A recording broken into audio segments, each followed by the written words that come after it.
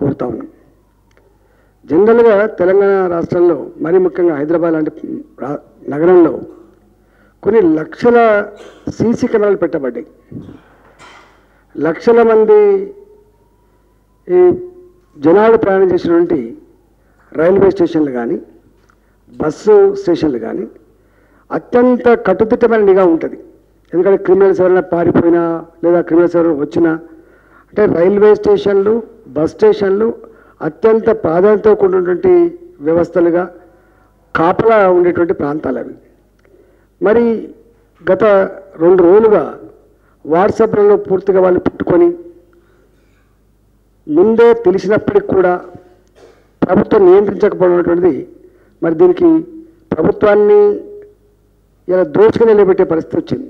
రాష్ట్ర ప్రభుత్వాన్ని రాష్ట్ర ప్రభుత్వమే ప్రోత్సహించిందా, రాష్ట్ర ప్రభుత్వమే ఈ పిల్లల రూపంలో ఈ విధ్వంసం సృష్టించిందా, రాష్ట్ర ప్రభుత్వమే అల్లకల్లకు తావిచ్చిందా అనేటువంటిది ఇలా అనుమానం వస్తూ ఉంది. ఎందుకంటే నిన్న గవర్నర్ గారి దగ్గర కూడా ఒక పార్టీ కాంగ్రెస్ పార్టీ జనరల్గా ముఖ్యమంత్రి గారి కార్యాలయాలు కానీ గవర్నర్ గారి కార్యాలయాలు కానీ అత్యంత భద్రతతో కూడుకున్నటువంటి కట్టుదిట్టమైనటువంటి ప్రాంతాలు ఇవి. ఎవరైనా నిరసన చెప్పాలంటే కూడా సర్టన్ ప్లేస్ వరకు సర్టన్ లిమిట్ వరకే పోతుంది తప్ప అంతకంటే ముందు పోరు. కానీ కావాలని అలవ్ చేసి గవర్నర్ గారి ఇంటి ముందే ఈ విధ్వంసంతో సృష్టించి సైకిల్ మోటార్లు కాలపెట్టి ఇలా ప్రభుత్వం ఏం మెసేజ్ పంపిందో మనకు అర్థమవుతా ఉంది. ఆ తదుపరి ఇవాళ మళ్ళీ ఈ సంఘటన జరగనటువంటిది ఖచ్చితంగా దీని వెనుక ఏదో కుట్ర ఉన్నట్టుగా మేము భావిస్తూ ఉన్నాం.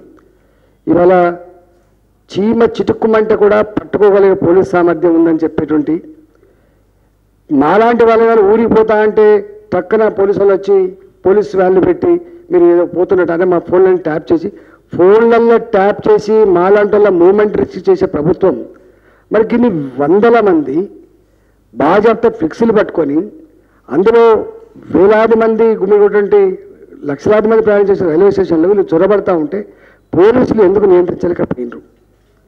మరి పోలీసు రక్షణలోనే పోలీస్ తెలిసే ఈ చర్య జరిగింది అనేటువంటి అనుమానం కూడా వస్తూ ఉంది. ఇవాళ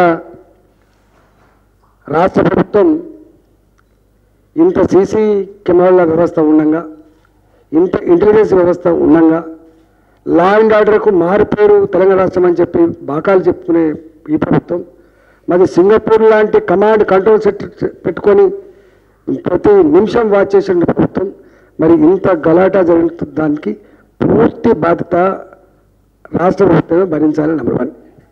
నెంబర్ 2, ఇవాళ కేంద్ర ప్రభుత్వ ఆస్తులు వేరు, రాష్ట్ర ప్రభుత్వ ఆస్తులు వేరు కాదు. టెక్నికల్గా కేంద్ర ప్రభుత్వ పరిధిలో నడిచేటువంటి డిపార్ట్మెంట్స్ ఉండొచ్చు, టెక్నికల్గా రాష్ట్ర ప్రభుత్వ ఆధీనంలో జరిగేటువంటి డిపార్ట్మెంట్స్ ఉండొచ్చు. కానీ ఇవన్నీ కూడా కేంద్ర ప్రభుత్వ ఆస్తులైనా రాష్ట్ర ప్రభుత్వ ఆస్తులైనా అవి బస్టాండ్లు అయినా రైల్వే స్టేషన్లు అయినా అవి ఎయిర్పోర్ట్లైనా అవి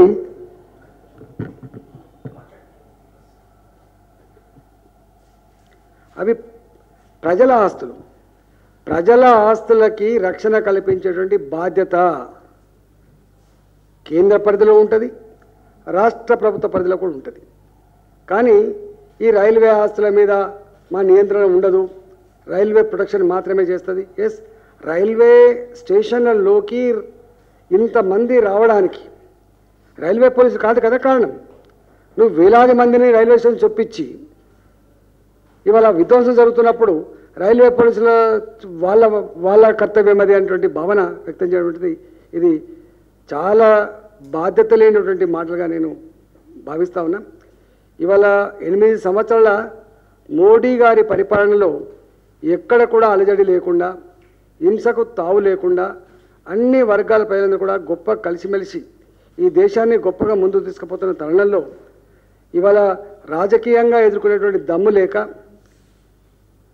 ఏదో అల్లకల్లోలం చేయాలి, అప్రతిష్ఠ పాలు చేయాలనేటువంటి ఒక నీచమైన కుట్రలో భాగమే ఈ చర్యలని చెప్పి నేను భావిస్తా ఉన్నా. ఇవాళ ఖచ్చితంగా దీని మీద వెంటనే రాష్ట్ర ప్రభుత్వం ఎవరు కుట్ర చేసిండ్రు, ఎవరు పాల్గొన్నారు, ఎవరికి దీని కారకులైనలో నీకు తెలిసాలి.